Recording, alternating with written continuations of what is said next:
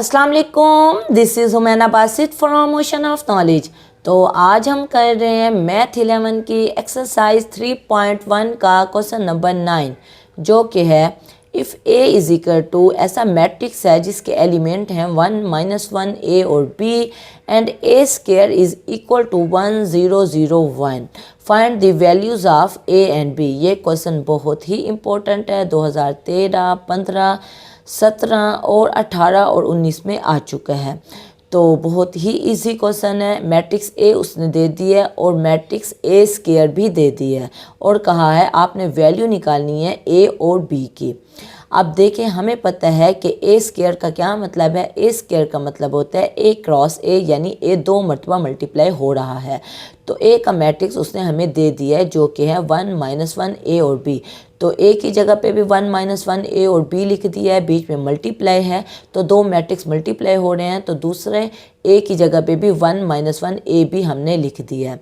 अब दो मैट्रिक्स हैं, दोनों मैट्रिक्स मल्टीप्लाई हो रहे हैं, तो हम मैट्रिक्स को मल्टीप्लाई करने का क्या तरीका होता है, पहली रो पहला कॉलम, पहली रो पहला कॉलम, यानी कि 1 को 1 से मल्टीप्लाई करेंगे। बीच में प्लस का साइन आता है, लेकिन जब वो -1 को ए से मल्टीप्लाई किया तो प्लस और माइनस मल्टीप्लाई होके माइनस आ गया। वैसे बीच में क्या आता है, प्लस आता है। यहाँ माइनस, जब 1 को -1 को ए से किया तो वो -1 को ए से किया तो साथ माइनस आ गया, ठीक है ना। फिर पहली रो दूसरा कॉलम, पहली रो दूसरा कॉलम, यानी कि 1 को -1 से, बीच में प्लस का साइन आता है। फिर -1 को बी से किया तो माइनस मल्टीप्लाई होके प्लस के साथ -1 बी आ गया, ठीक है ना। फिर दूसरी रो पहला कॉलम, दूसरी रो पहला कॉलम, यानी कि ए को 1 से, बीच में प्लस आता है, फिर बी को ए से, ठीक है ना। फिर दूसरी रो दूसरा कॉलम, ए को -1 से मल्टीप्लाई किया, बीच में प्लस आ गया, और बी को बी से मल्टीप्लाई कर दिया। अब देखें, 1 को 1 से मल्टीप्लाई किया तो 1, -1 को ए से मल्टीप्लाई किया तो -a, 1 को -1 से किया तो -1, -1 को b से किया तो -b, a को 1 से मल्टीप्लाई किया तो a, b को a से मल्टीप्लाई किया तो +ab आ गया। 1 को -1 को a से किया तो -a, और b को b से किया तो b स्क्वायर आ गया। अब ये क्या वैल्यू निकली है, ये हमारे पास a स्क्वायर की वैल्यू निकली है। लेकिन वो कह रहा है but given that A square क्या है, हमें क्वेश्चन में दिया हुआ है कि ए स्क्वायर बराबर है 1 0 और 0 1 के। यही बात लिखी हुई है कि ये बात गिवन है कि ए स्क्वायर 1 0 और 0 1 के बराबर है।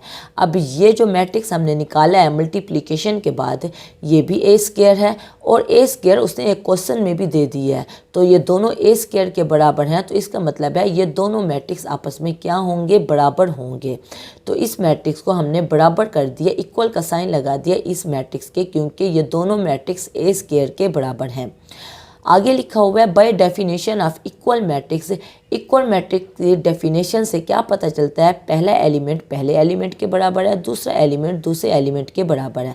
इसी तरह ये वाला एलिमेंट इस एलिमेंट के बराबर है और लास्ट एलिमेंट लास्ट एलिमेंट के बराबर है। तो क्या करेंगे, 1 - a को हमने 1 के बराबर कर दिया और -1 - b को हमने 0 के बराबर कर दिया। हमने a + ab को 0 के बराबर इसलिए नहीं किया क्योंकि इन दो इक्वेशन से ही हमारे पास a और b की वैल्यू निकल आएगी। अब देखें, हमने a की वैल्यू निकालनी है। यहाँ 1 - 2a है, 1 जब उधर जाएगा तो क्या हो जाएगा, -1 नहीं हो जाएगा, ये 1 इसके साथ प्लस का साइन है ना, ये +1 जब उधर जाएगा तो -1 हो जाएगा, तो 1 - 1 0 आ जाएगा, ऐसे ही है ना। तो 2a = 0 आ गया। अब 2a से क्या हो रहा है, मल्टीप्लाई हो रहा है, उधर जाके डिवाइड होगा, यानी कि 0 के नीचे चला जाएगा, ऐसे ना। तो आपको पता है एक फ्रैक्शन हो, ऊपर 0 हो, नीचे कोई भी वैल्यू हो तो पूरी वैल्यू 0 हो जाती है, इसलिए a की वैल्यू पूरी की पूरी 0 आ गई। अब दूसरी जो इक्वेशन है -1 - b = 0, तो हम क्या किया, -b को उधर लेके गए। उधर क्यों लेके गए, क्योंकि b के साथ माइनस है, हमें +b की वैल्यू चाहिए, तो इसलिए -b उधर गया, तो हमारे पास -1 = +b आ गया, ऐसे ना। तो b की वैल्यू -1 है, -1 = b लिखो या b = -1 लिखो, दोनों बातें सेम हैं। तो ये b की वैल्यू निकल आई, a की वैल्यू 0 निकली और b की वैल्यू -1 निकली, और यही हमने a और b की वैल्यू को निकालना था। तो कोई कन्फ्यूजन हो, कोई मसला हो, कोई बात समझ ना आई हो, आप नीचे कमेंट में पूछना, मैं इंशाल्लाह कमेंट बॉक्स में उसका डेफिनेटली जवाब दे दूँगी। तो अपना ख्याल रखिएगा। ओके, फिर अल्लाह हाफिज़।